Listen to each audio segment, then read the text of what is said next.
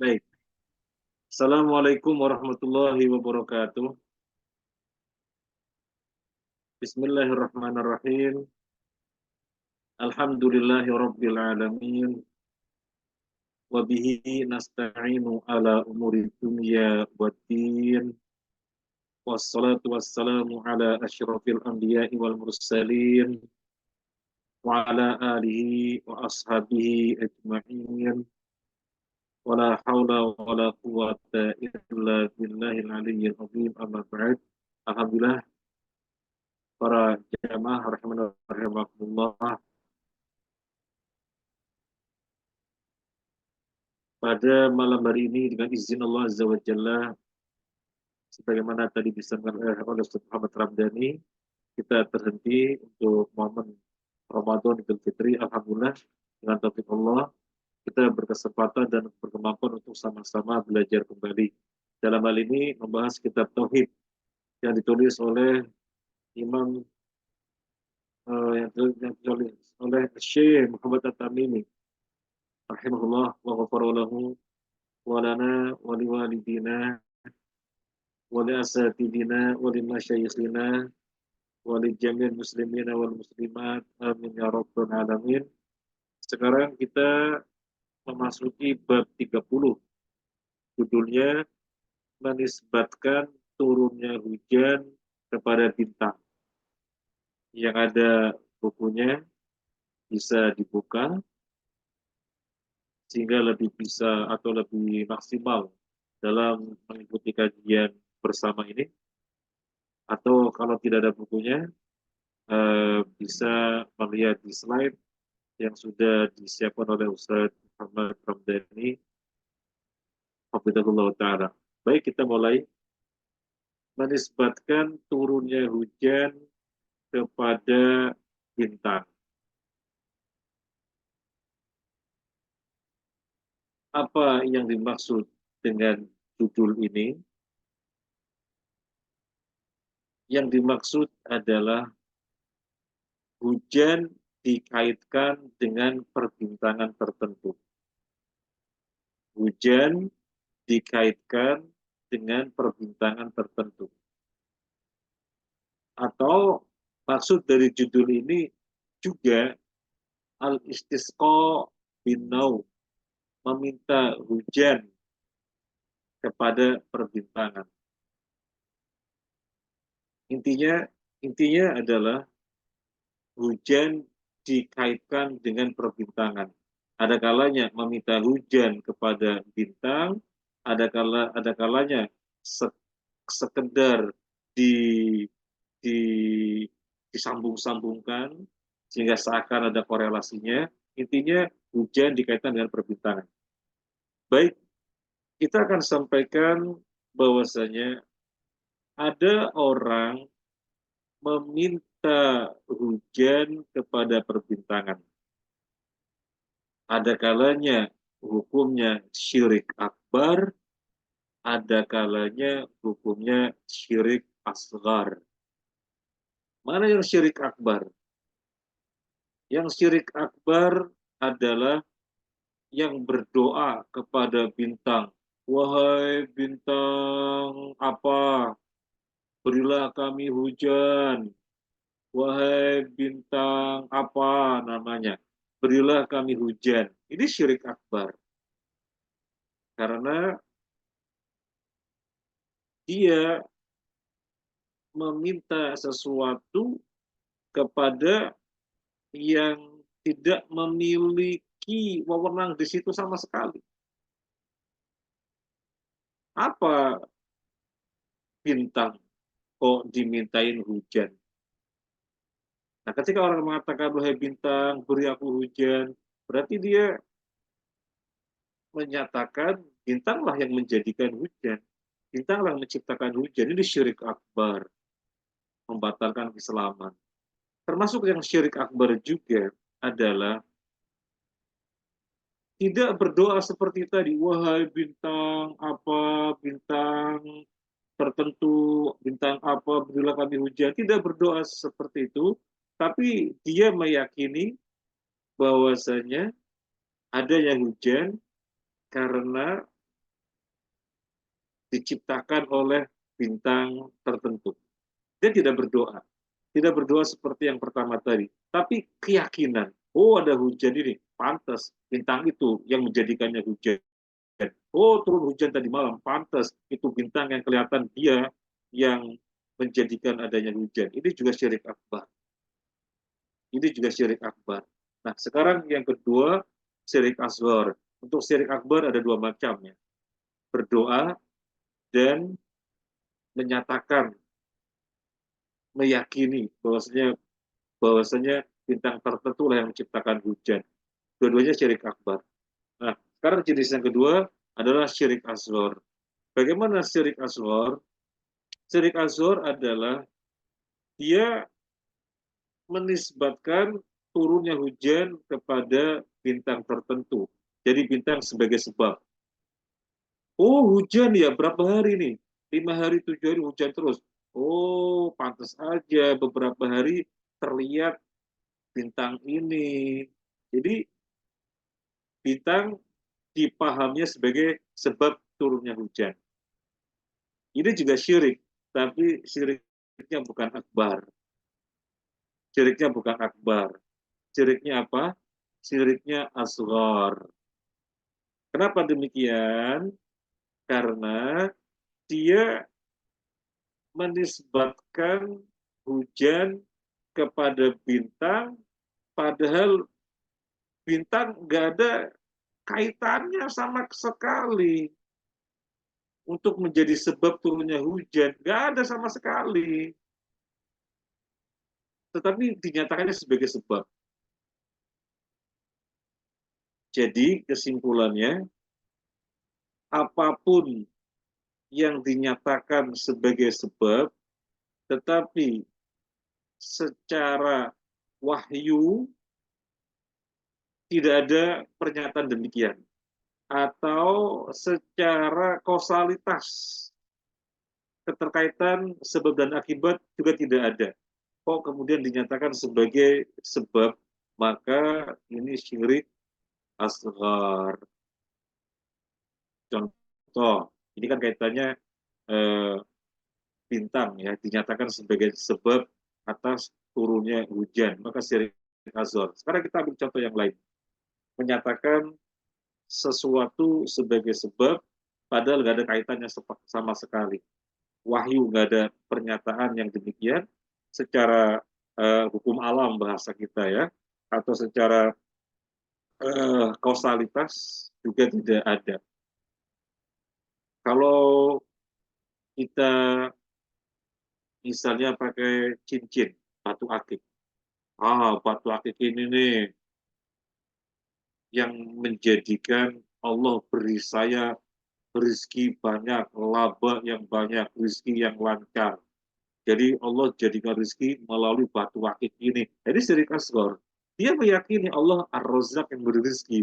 Cuma penisbatan sebabnya kepada penisbatan sebabnya kepada batu akik ini syirik asghar. Kalau dia menisbatkan sebabnya kepada marketing yang bagus, menisbatkan sebabnya kepada penyebaran brosur yang merata, maka itu logis, terkait dengan kausalitas, logis. Ya. Atau sesuatu dinyatakan sebagai sebab secara kausalitas tidak bisa diteliti misalnya, nggak bisa ditelusuri, tapi adanya wahyu, maka nggak syirik asghar. Contohnya apa? Contohnya misalnya, makanlah 7 butir korma ajwa di pagi hari, nanti akan menghindarkan sihir. Kemudian kita menyandarkan suatu keselamatan, bahwasanya Allah menjadikan 7 butir korma ajwa sebagai sebab, itu nggak syirik. Loh kan nggak logis, nggak ilmiah, nggak nggak bisa dicerah oleh akal. Iya betul. Tapi kok boleh, boleh, soalnya ada statement wahyu. Nabi yang memerintahkan, Nabi yang menyatakan, makan 7 korma ajwa di pagi hari akan menghindarkan dari sihir. Maka penisbatan sebab kepada 7 butir korma ajwa untuk selamat dari syirik, tidak untuk selamat dari sihir, maksud saya. Untuk selamat dari sihir, ini bukan syirik. Kenapa? Karena dia menyandarkan kepada sesuatu yang memang ada wahyu di situ. Jadi intinya merupakan syirik asghar, kita menisbatkan sesuatu sebagai sebab padahal nggak ada kaitan, nggak logis, nggak ada kausalitas di situ, dan tidak ada wahyu. Nah, kembali kepada perbintangan. Bintang itu diciptakan untuk apa? Bintang itu diciptakan untuk fungsi yang pertama, zinatan lisama, perhiasan langit. Yang kedua, alamatin yuhtada biha, penunjuk arah. Karena di zaman sekarang gampang pakai kompas gitu ya. Tapi sebelum adanya kompas, orang di tengah laut, di tengah hutan bisa tahu arah utara mana, selatan mana dengan melihat perbintangan. Allah ciptakan sebagai penunjuk arah. Yang ketiga, bintang sebagai apa? Rujuman lisyayatin, pelontar setan. Sebelum Nabi Shallallahu Alaihi Wasallam diutus, itu setan-setan naik-naik mencuri berita dari langit sangat gampang. Begitu Nabi diutus, dijaga, setan nggak bisa mencuri lagi, dan prajurit istilahnya bahasa kita ya, yang menjaga adalah bintang-bintang itu. Jadi setan mau mencuri maka dilontar pakai bintang. Itu fungsi bintang. Kemudian fungsi bintang yang lainnya sebagai ilmu tasyir, dipelajari sisi perjalanannya, peredarannya, sehingga menghasilkan ilmu falak, ilmu astronomi. Itu fungsi bintang. Ada 4 kita katakan. Gak ada kaitannya sama sekali dengan hujan. Loh kok dinyatakan hujan turun karena bintang tertentu, maka itu syirik asghar. Karena menisbatkan sebab kepada bintang, padahal gak ada kaitannya sekali. Gak ada kaitannya sama sekali. Bisa juga syirik akbar. Tadi sudah dibahas ya. Tadi sudah dibahas. Kalau dia berdoa kepada bintang, atau dia meyakini bintanglah pencipta hujan, itu syirik akbar.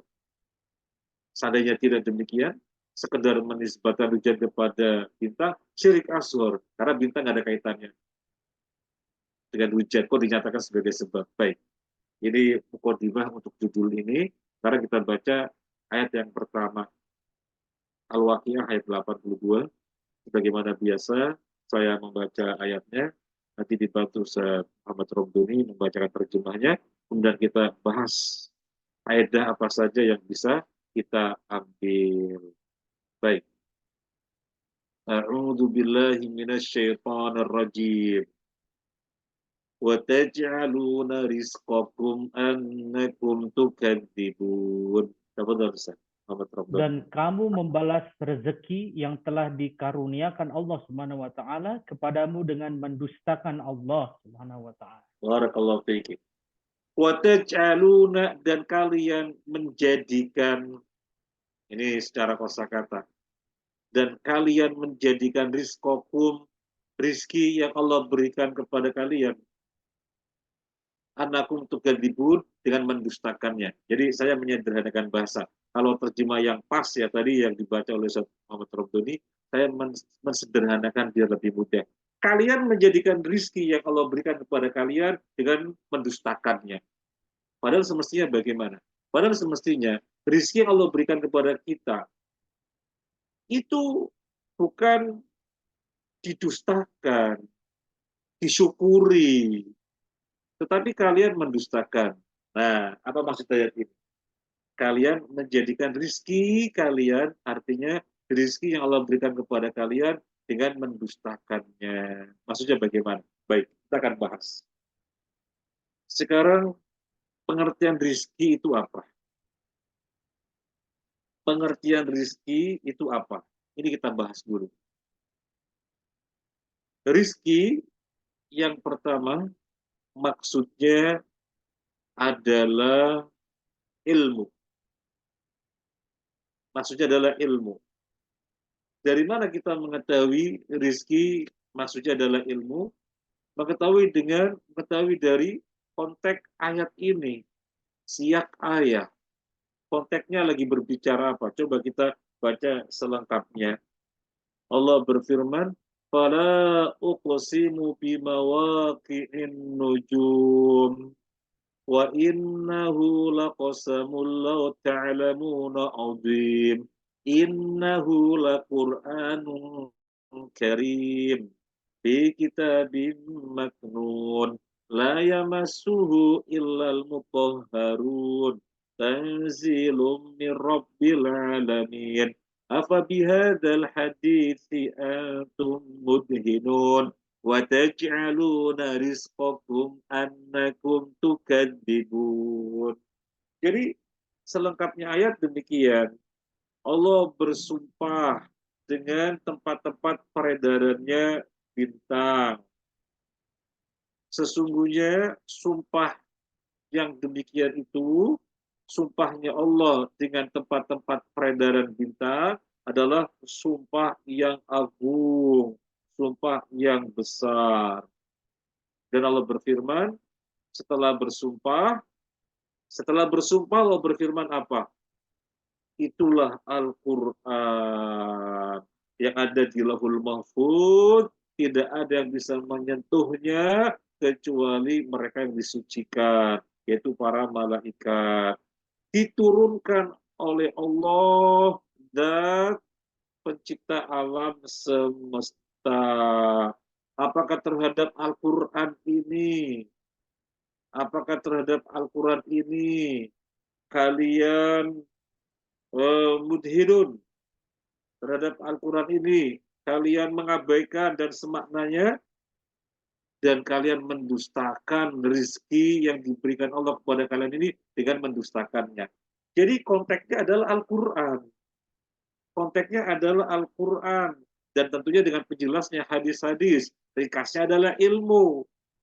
Jadi kalian menjadikan ilmu dengan mendustakannya. Ini tafsir yang pertama. Ini tafsir yang pertama. Rizki adalah ilmu. Sekarang tafsir yang kedua. Rizki itu maksudnya apa? Tafsir yang kedua, rizki maksudnya adalah hujan.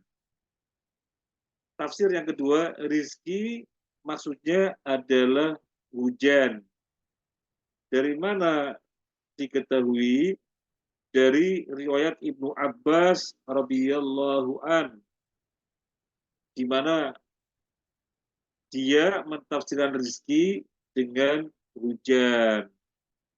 Kemudian yang dimaksud mendustakannya semestinya disandarkan kepada Allah, tetapi disandarkannya kepada perbintangan. Nah, tafsir yang kedua inilah yang dinukil oleh penyusun kitab sebagai pembahasan ini. Bahwasanya rizki adalah hujan. Kalian menjadikan hujan dengan cara mendustakannya. Bagaimana mensikapi hujan dengan mendustakannya? Maksudnya menisbatkannya kepada perbintangan. Padahal perbintangan nggak ada kaitannya dengan hujan sama sekali.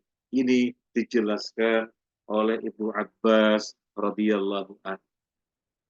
Jadi sekarang kita sudah jelas kenapa dibawakan ayat ini, kaitannya dengan judul apa. Nah, itu kaitannya. Rizki tafsir adalah hujan. Tukadzibun, jadi rizki yang berupa hujan yang Allah berikan kepada kalian, kalian menjadikannya dengan mendustakannya.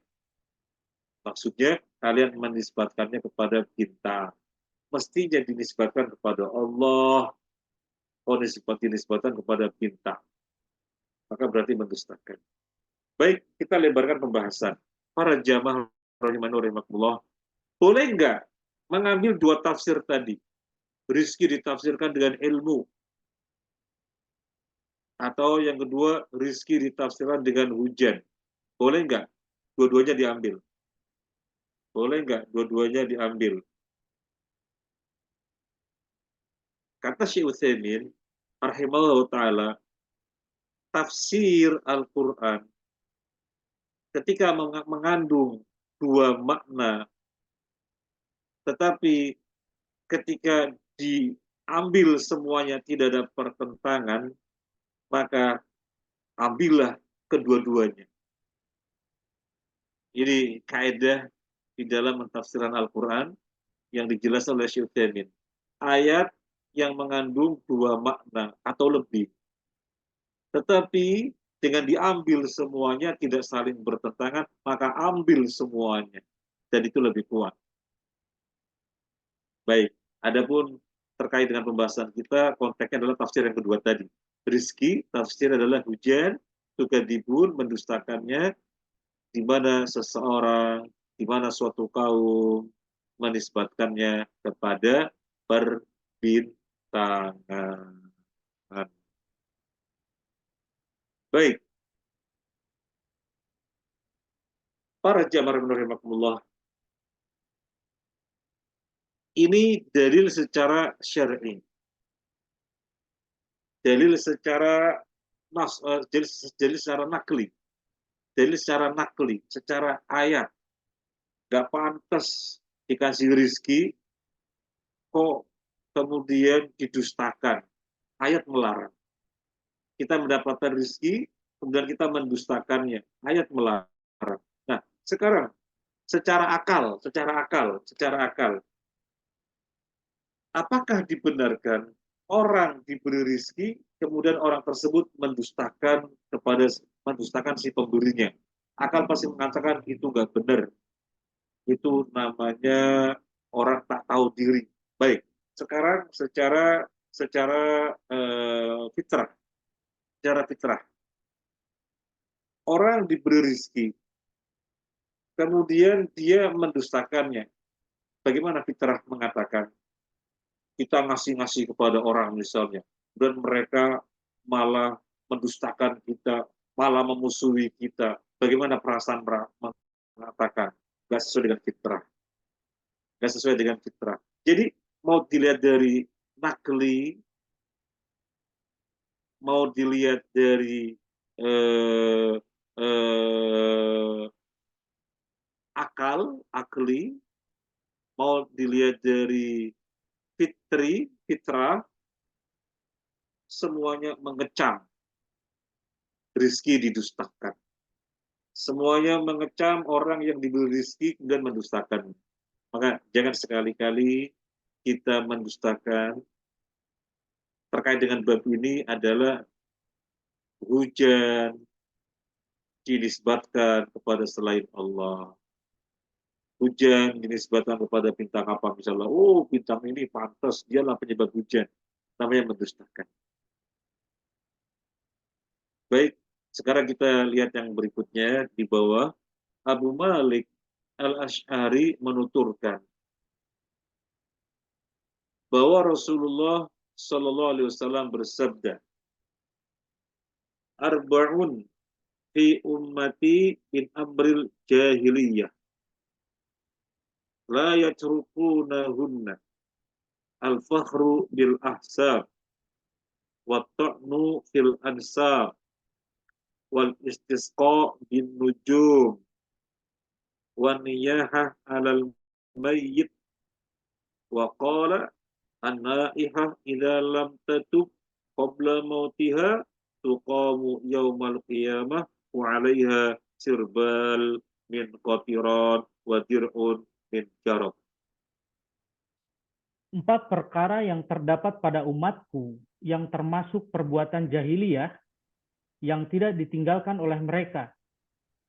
Membanggakan kebesaran leluhur, mencela keturunan, menisbatkan turunnya hujan kepada bintang-bintang, dan meratapi orang mati. Lalu beliau SAW bersabda, wanita yang meratapi orang mati, apabila belum bertaubat sebelum meninggal, akan dibangkitkan pada hari kiamat, dan dikenakan kepadanya pakaian yang berlumuran dengan cairan tembaga, serta mantel dari penyakit kudis. Hadis riwayat Muslim. Barakallahu fiik. Para jamaah rahimakumullah, Nabi bersabda dengan memulai arba'un. ada 4 perkara. Fi ummati, di dalam umatku, min amril jahiliyah, dari perkara jahiliyah. Baik, sekarang kita bahas pelan-pelan. Nabi bersabda arba'un, ada 4 perkara dari jahiliyah yang terdapat pada umatku. Apakah berarti memang cuma ada 4? Nah, kok Nabi mengatakan arba'un, ada 4 perkara yang terdapat pada umatku dari perkara jahiliyah. Apa betul ada 4? Kenyataannya perkara-perkara jahiliyah banyak, tidak cuma 4. Tapi kok Nabi mengatakan arba'un, ada 4. Berarti maksud arba'un di sini bukan lil hasr. Maksud arba'un di sini bukan pembatasan cuma 4. Terus maksudnya untuk apa kalau memang bukan pembatasan hanya 4? Maksudnya apa? Maksudnya adalah agar orang yang diajak bicara bisa fokus. Nabi bersabda ada 4 perkara. Maka yang diajak bicara dalam hal ini para sahabat fokus. Oh, ada 4. Ketika Nabi menyebutkan yang pertama, maka mereka menunggu apa 3 yang lainnya. Nah, ini diantara cara pengajaran Nabi. Dengan menyebutkan bilangan tertentu, biar anak didik, biar murid, biar santri fokus terhadap jumlah yang disebutkan oleh Nabi. Kadang-kadang Nabi menyebutkan sab'atun, ada 7. Padahal perkaranya aslinya bukan 7. Maka 7 bukan pembatasan. Tapi yang Nabi mau sebutkan di dalam kesempatan itu agar para sahabat fokus dengan 7 perkara yang disebutkan. Ada kalanya para jamaah, metode yang dilakukan Nabi tidak menyebutkan bilangan, tapi Nabi mengajukan pertanyaan. Atadruna mal ghibah? Tahukah kalian apa itu ghibah? Nah, jadi mengajukan pertanyaan terlebih dahulu. Kemudian ketika para sahabat sudah fokus, Allahu wa rasuluhu a'lam, atau sahabat telah menjawab, atadruna mal muflis? Tahukah kalian siapa orang bangkrut itu?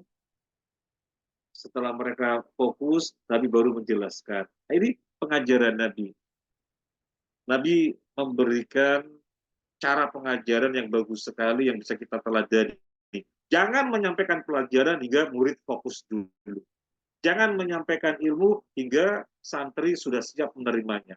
Kalau mereka masih ngobrol rame-rame, ditunggu sampai diam. Karena ini yang diajarkan Nabi. Nabi menjadikan mereka fokus dulu dengan menyebutkan bilangan tertentu, dengan menyampaikan pertanyaan, dan yang lainnya. Baik. Kemudian kalau kita perhatikan redaksi hadis, Nabi menyebut arba'un fi ummati min amril jahiliyah. Penyebutan ada 4 yang terdapat pada umatku dari perkara jahiliyah. Maka apa yang terkesan pada benak kita? Oh, berarti ini perkara yang sangat buruk. Nah, langsung begitu. Oh, berarti ini perkara yang sangat buruk. Disebut dengan jahiliyah. Kemudian Nabi bersabda, la yatrukunahunna. Mereka umatku tidak pernah meninggalkannya. Artinya, meskipun itu perkara jahiliyah yang sangat buruk, disebutkan dengan jahiliyah yang sangat buruk. Nabi mengatakan, la yatrukunahunna, umatku tidak pernah meninggalkannya. Artinya akan ada terus pada umatku. Maka apa kita meresponnya? Ya Allah, semoga jangan terjadi pada saya. Karena akan terus ada pada umat Nabi. Akan terus ada. Wah, ini Nabi terang-terangan menyebutnya dengan perkara jahiliyah, dan Nabi menyebutnya akan terus ada pada umatnya. Wah, na'udzubillah min dzalik. Ya Allah, jangan pernah terjadi pada saya. Berarti ini perkara sangat jelek sekali yang umat Nabi sebagian mereka susah melepaskannya. Na'udzubillah min dzalik. Kita berlindung kepada Allah dari yang demikian. Lihat yang pertama apa? Yang pertama, al-fakhru bil ahsab. Membanggakan kebesaran leluhur. membanggakan nenek moyang, membanggakan kehebatan bapak, kakek, buyut, dan seterusnya. Itu perkara jahiliyah. Saya loh dari keturunan darah biru. Saya loh dari keturunan ningrat. Saya loh dari keturunan yang strata sosialnya tinggi. Nah, dan seterusnya. Ini perkara jahiliyah.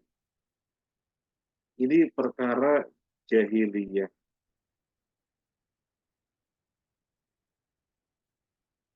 Kamu dari keturunan apa? Keturunan ningrat, darah biru apa darah merah? Oh, membanggakan dirinya kalau dirinya darah biru. Perkara jahiliyah. Karena di situ ada makna apa? Ada makna kesombongan. Ada makna kesombongan. Itu jahiliyah. Kebodohan. Kenapa dikatakan kebodohan? Karena bertentangan dengan ilmu yang semestinya. Ilmu yang semestinya mengajarkan kita jangan pernah ada sombong. Orang kalau di dalam hati ada sombong, maka akan terhalang, terkendala masuk surganya. La yadkhulul jannata man kana fi qalbi mithqalu dzarrah min kibr atau kama qala an-nabi. Akan masuk surga orang di dalam hatinya ada kesombongan meskipun dengan kadar yang sangat sedikit. Nah, jadi membanggakan kebesaran leluhur itu perkara jahiliyah. Juga yang kedua wata'nu fil ansab, mencela nasab. Mencela nasab. Kamu apa margamu? Aku loh Asegaf, hebat. Aku loh Al-Atos, hebat. Aku loh apa misalnya dan yang lain-lainnya. Apa kamu marganya? Kamu kan dari keturunan yang hitam kulitnya, yang bibirnya besar, yang kulitnya keriting, misalnya begitu ya. Naudzubillah min dzalik. Itu namanya mencela nasab. Itu mencela nasab. Aku loh dari keturunan Jawa. Kamu keturunan apa? Huh? Jawa loh hebat. Kamu keturunan apa? Hah? Atau ada yang lainnya. Aku loh Sunda. Kamu apa? Sunda loh hebat, jagoan. Ah, ini mencela nasab. Perkara yang kedua yang merupakan perkara jahiliyah akan terus terjadi. Yang ketiga, dan yang ketiga ini yang sesuai dengan tema kita. Al-istisqa bin nujum. Meminta hujan dengan perbintangan. Tadi sudah kita jelaskan di mukadimah. Apa yang dimaksud meminta hujan dengan perbintangan? Ada kalanya syirik akbar, ada kalanya syirik asghar. Ayo kita ulangi lagi. Yang dimaksud dengan syirik akbar yang bagaimana? Yaitu yang berdoa. Wahai bintang, berilah aku hujan. Bintang apa, berilah aku hujan. Syirik akbar, bisa kafir. Yang kedua apa? Tidak berdoa, tetapi meyakini bintang tertentu itulah yang menciptakan hujan. Ini juga syirik akbar. Nah, kemudian yang kedua, syirik asghar kalau bagaimana? Syirik asghar kalau bagaimana? Syirik asghar, orang meyakini bahwasanya hujan yang menciptakan adalah Allah. Bintang tidak bisa menciptakan hujan. Bintang juga makhluk kok. Tapi dia memandang hujan sebagai sebab turunnya hujan. Namanya menyandarkan hujan kepada sesuatu yang gak ada kaitannya belas. Kayak tadi orang menisbatkan rizki lancar, untung gede, laris manis kepada batu akik. Gak ada kaitannya belas. Tapi kalau menyandarkannya pada marketing yang bagus, penyebaran brosur, strategi bisnis yang gitu, maka itu nggak mengapa. Karena logis, kausalitasnya bisa dicerna.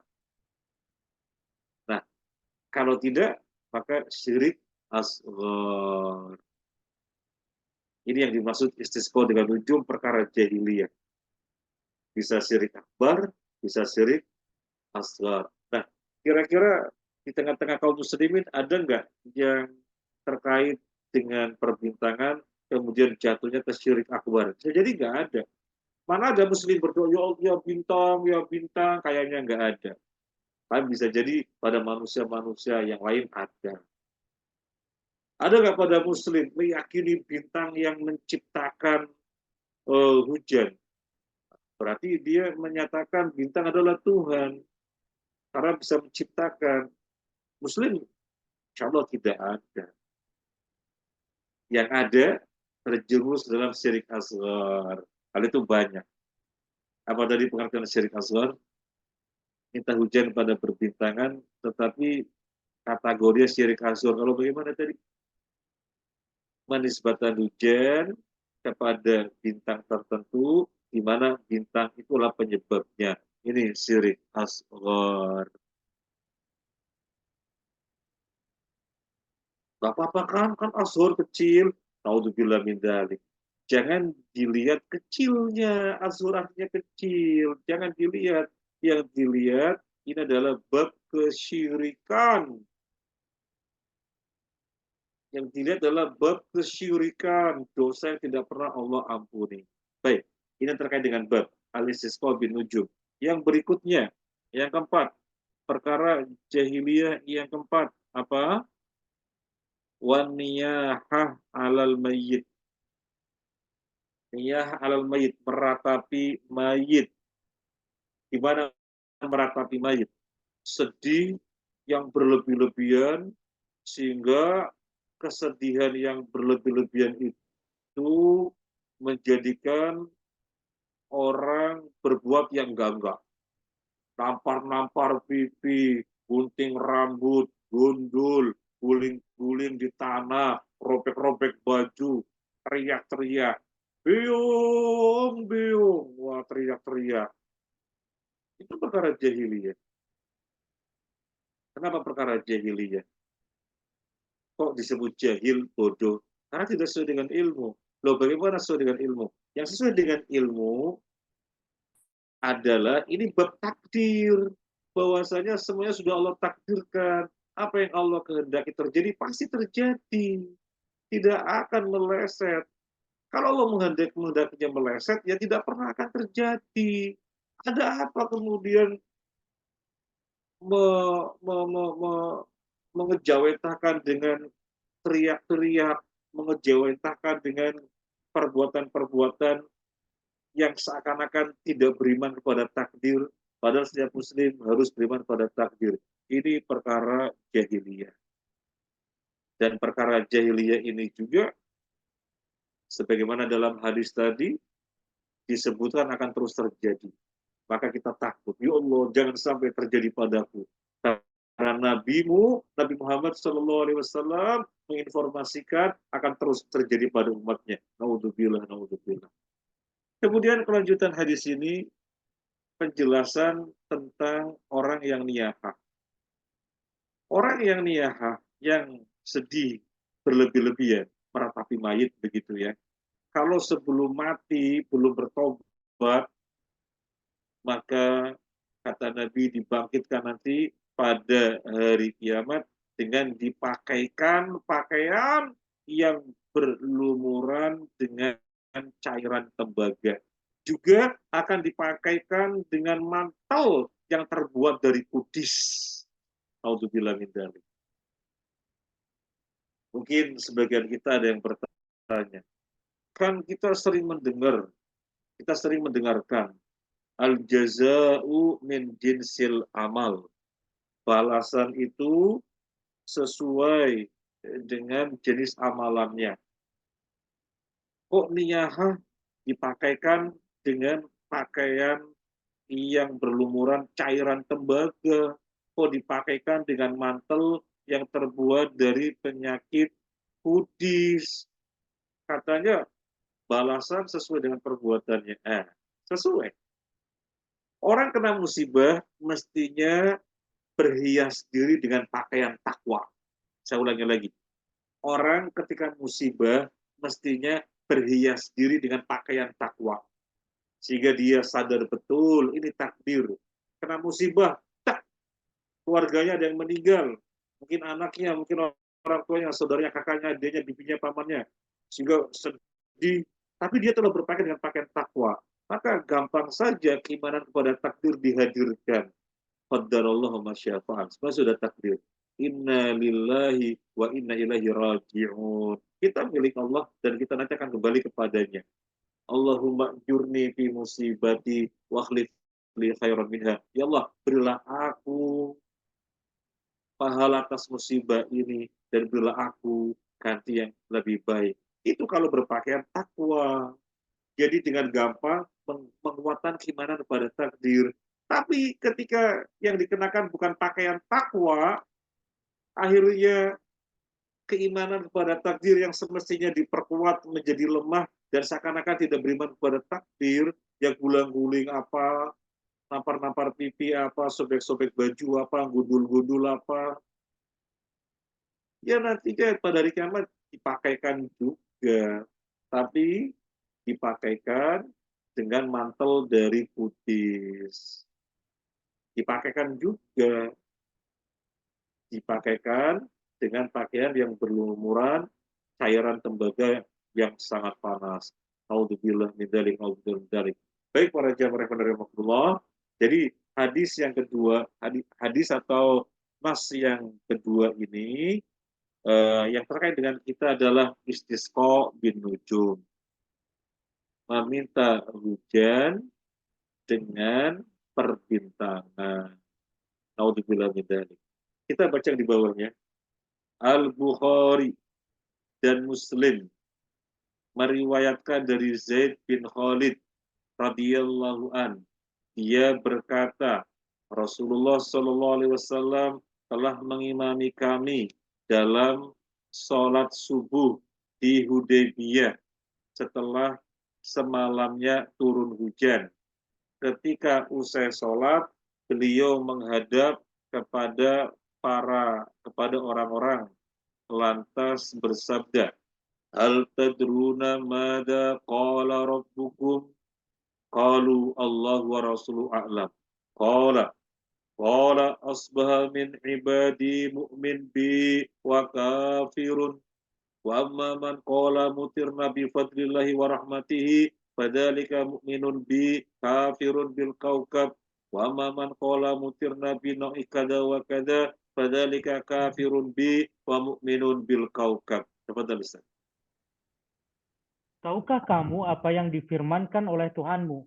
Mereka menjawab, Allah dan Rasul-Nya yang lebih mengetahui. Beliau pun bersabda, dia berfirman, di pagi hari ada di antara hamba-hambaku, ada yang beriman dan ada pula yang kafir. Adapun orang yang mengatakan, telah turun hujan kepada kita berkat karunia dan rahmat Allah, dia beriman kepadaku dan kafir kepada bintang. Sedangkan orang yang mengatakan telah turun hujan kepada kita karena bintang ini atau bintang itu, dia kafir kepadaku dan beriman kepada bintang. Barakallahu fiik, Ustaz Muhammad Ramdhani. Nah, ini contoh yang tadi kita sampaikan. Nabi di antara metode pengajarannya tidak langsung menyampaikan ilmu hingga mengkondisikan muridnya, dalam hal ini para sahabat, sudah fokus, sudah siap menerima ilmu. Kalau tadi kan dengan menyebutkan bilangan, arba'un. Ada 4 perkara yang ada pada umatku dari perkara jahiliyah yang terus-menerus ada pada mereka. Maka sahabat fokus, ada 4 perkara. Apa ini? 1, 2, 3, 4 apa? Fokus. Nah sekarang Nabi menjadikan fokus. Dengan cara apa? Bertanya. Hal tadruna madza qala rabbukum? Apakah kalian tahu apa yang difirmankan oleh Tuhan kalian? Maka para sahabat dengan ditanya seperti itu jadi fokus. Wah, Ada apa ini? Allah wa rasuluhu a'lam. Allah dan Rasul lebih tahu. Baru Nabi bersabda. Allah berfirman begini, begini, dan begini. Jadi menjadikan santri, murid, biar siap terlebih dahulu. Jangan masih ribut, masih sibuk dengan apa, langsung disampaikan ilmu. Jangan. Dikondisikan terlebih dahulu. Nah, kan Nabi tidak langsung, wahai para sahabat, tadi malam Allah berfirman. Wahai para sahabat, Allah berfirman. Enggak, tapi mendahulukannya dengan pertanyaan untuk mengkondisikan suasana. Baik, ketika Nabi SAW bertanya, apa yang difirman oleh Tuhan kalian, dan para sahabat menjawab, Allah dan Rasulnya yang lebih tahu, maka kemudian Nabi menjelaskan, Allah berfirman, berarti ini hadis apa? Hadis qudsi. Allah berfirman, ini firman Allah, di pagi hari, di antara hamba-hambaku, ada yang beriman kepadaku, dan juga ada yang kafir kepadaku. Yang mengatakan, kami diberi hujan karena karunia dan rahmat Allah, berarti dia beriman kepadaku, kafir kepada perbintangan. Sebaliknya, orang yang mengatakan, kami diberi hujan karena bintang ini dan ini, maka berarti dia kafir kepadaku, beriman kepada perbintangan. Ini hadis qudsi. Allah berfirman. Nabi menyampaikannya kapan? Setelah sholat subuh, beliau mengimami sholat subuh di Hudaybiyah, di mana tadi malamnya, di mana malamnya ketika itu terjadi hujan. Jadi di pagi harinya ada bekas-bekas hujan. Nah, ketika itulah Nabi bersabda, Allah berfirman, ini, dan ini. Yang tadi sudah kita baca. Baik, para jamaah rahimakumullah, di pagi hari ada hamba yang mukmin dan kafir. Dan Allah sendiri yang langsung menjelaskan siapa yang mukmin dan siapa yang kafir. Siapa yang mukmin? Siapa yang mukmin? Yang mengatakan hujan ini turun karena karunia dan rahmat Allah. Itu berarti mukmin kepada Allah. Siapa yang kafir kepada Allah? Yang mengatakan kami diberi hujan ini karena bintang ini, bintang dan ini. Berarti dia itu kafir kepada Allah, mukminnya kepada perbintangan. Sekarang penjelasan yang berikutnya. Apa yang dimaksud kafir di sini? Kafir kepada Allah, berimannya kepada perbintangan. Apakah yang dimaksud kafir berarti batal Islamnya? Soalnya menyebutnya kafir.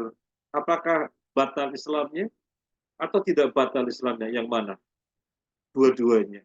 Loh, kok dua-duanya? Iya, kita sudah mengetahui syirik, ada syirik asghar, ada syirik akbar. Fasik, ada fasik kecil, fuskun asghar, ada fuskun akbar. Dolim, ada dua juga, zulmun asghar, zulmun akbar. Demikian juga kafir, ada kufrun asghar dan kufrun akbar. Nah, yang di sini yang mana? Asghar atau akbar? Tergantung. Tergantung bagaimana penjelasannya tadi di awal mukadimah yang sudah kita sampaikan dan di tengah-tengah tadi yang sudah kita ulang. Begini. Istisqa dengan bintang, istisqa meminta hujan dengan perbintangan, ada kalanya syirik akbar, syirik asghar. Ada kalanya kufrun akbar, kufrun asghar. Cuma tadi kita menggunakan istilah syirik. Syirik akbar, syirik asghar. Sekarang di dalam diskusi disebut dengan kafir.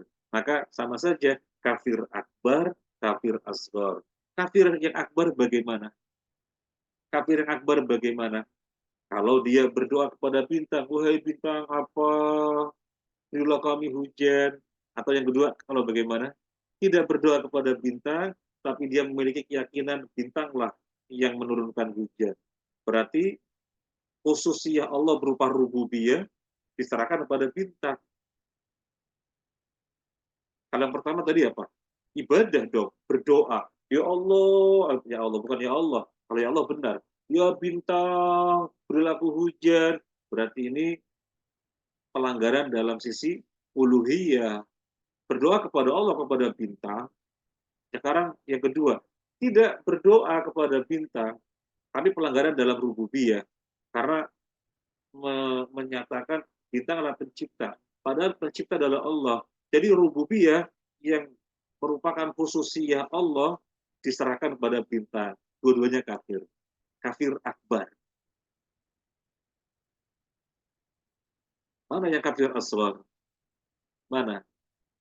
Dia meyakini Allah lah yang menciptakan hujan, adapun ini bintang sebagai sebab saja. Kenapa dikatakan kafir?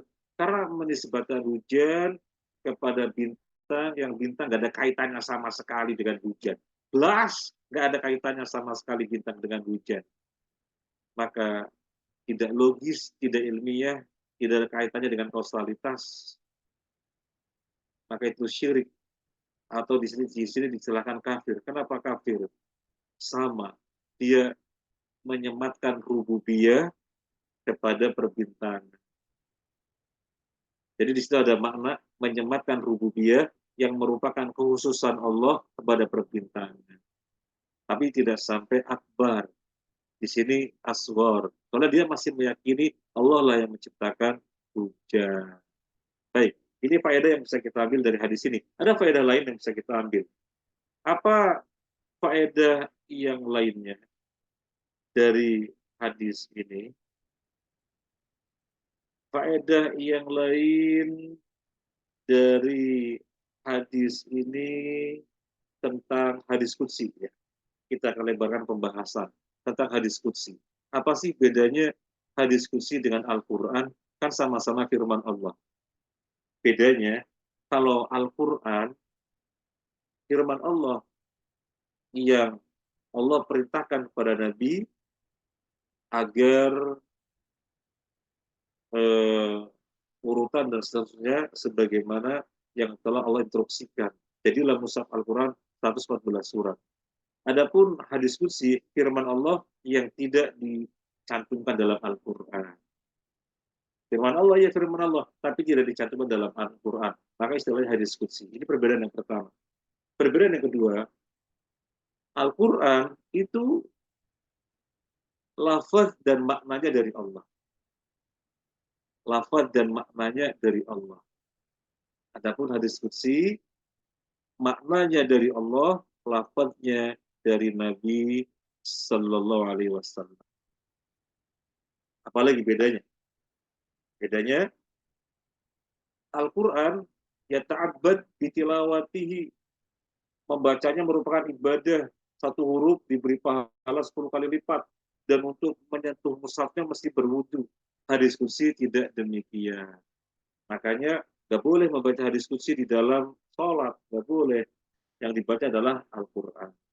Nah, itu pelebaran pembahasan yang bisa kita ambil dari hadis ini.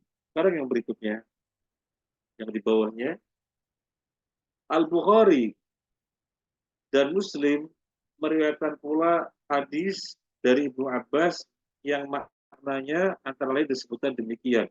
Qala ba'duhum laqad sadaquna kada wa kada. Fanzalallahu hadil ayah fala uqsimu bi mawaqi'in nujum ila qawlihi wa taj'aluna rizqakum annakum tukadzibun. Silakan Ustaz. Ada di antara mereka berkata, sungguh telah benar bintang ini atau bintang itu, sehingga Allah Subhanahu wa taala menurunkan firman-Nya. Maka aku bersumpah dengan tempat-tempat peredaran bintang-bintang dan seterusnya. Sampai firman-Nya, dan kamu membalas rezeki yang telah dikaruniakan Allah Subhanahu wa taala kepadamu dengan mengatakan perkataan yang tidak benar. Barakallahu fiik. Para jamaah rahimahullah, ini yang tadi kita sudah sampaikan. Rizki, tafsirnya ada dua.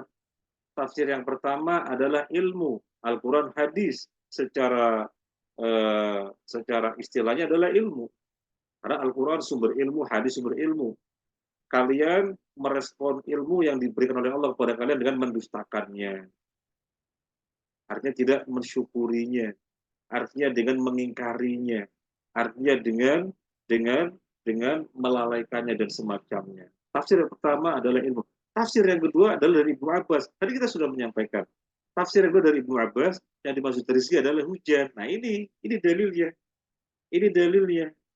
Ada orang-orang yang mengatakan, oh hujan, oh pantas saja, ada bintang ini, bintang ini, bintang ini.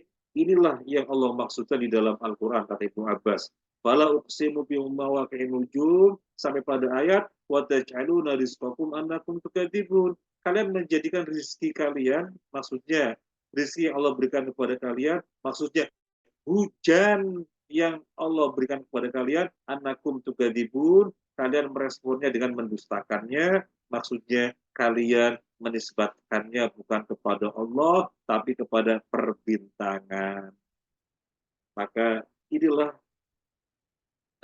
dalil yang di Muqaddimah sudah kita sampaikan, bahwasanya tafsir rizki adalah hujan, tukadzibun, mendustakan, tafsirnya adalah menyandarkannya bukan kepada Allah, tapi kepada perbintangan. Dan tadi sudah kita sampaikan juga, boleh nggak menggabungkan dua tafsir ini? Rizqakum sebagai ilmu, rizqakum sebagai hujan. Boleh. Dan jamil semuanya. Selama tidak ada pertentangan, ambil semua tafsir. Ini yang bisa kita sampaikan. Semoga bermanfaat. Kemudian saya serahkan kepada Master of Ceremony, Ustaz Muhammad Ramdhani. Alhamdulillah ta'ala. Alhamdulillah, jazakallahu khairan Ustaz atas penyampaian materi. Amin. Bapak Ibu, kita masuk di sesi tanya jawab. Mungkin tersisa beberapa menit saja sebelum kita akhiri. Apabila ada pertanyaan yang akan disampaikan pada Ustadz, bisa disampaikan melalui kolom chat ataupun langsung berdialog dengan Ustadz, dipersilakan. Baik. Sampai sejauh ini, Alhamdulillah Ustadz, mungkin dari para jamaah sudah cukup jelas. Tidak ada pertanyaan yang disampaikan. Ya, semoga bermanfaat untuk para jamaah, Bapak Ibu semua, rahimani wa rahimakumullah. Untuk mengakhiri penjumpaan kita, mungkin Ustadz bisa sekaligus menutup dengan doa Ustadz. Pada Ustadz.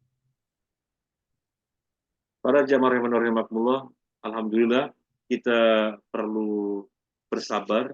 Kita membahas dari bab 1, bab 2, bab 3, bab 4, dan sekarang bab 30.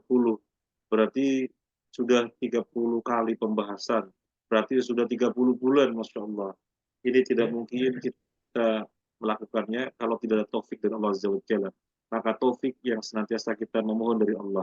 Semoga senantiasa kita diberi taufik sehingga kita dijadikan oleh Allah sebagai hamba-hamba yang mencintai ilmu, karena ilmu adalah tool yang menjaga kita sehingga selamat dunia akhirat. Harta juga penting, tapi harta kalau tidak diilmui tidak berpihak kepada kita. Ujung-ujungnya ilmulah sumber keselamatan segala-galanya. Maka kita insya Allah terus ngaji sampai selesai, apalagi ini terkait dengan akidah yang merupakan fondasi di dalam kita beragama. Terima kasih atas kebersamaannya. Semoga bermanfaat. Mohon maaf atas hal yang kurang berkenan. Subhanakallahumma wa bihamdika asyhadu an la ilaha illa anta astaghfiruka wa atubu ilaik. Kami undur diri kepada Ustaz Muhammad Ramdhani dan semuanya. Assalamualaikum warahmatullahi wabarakatuh.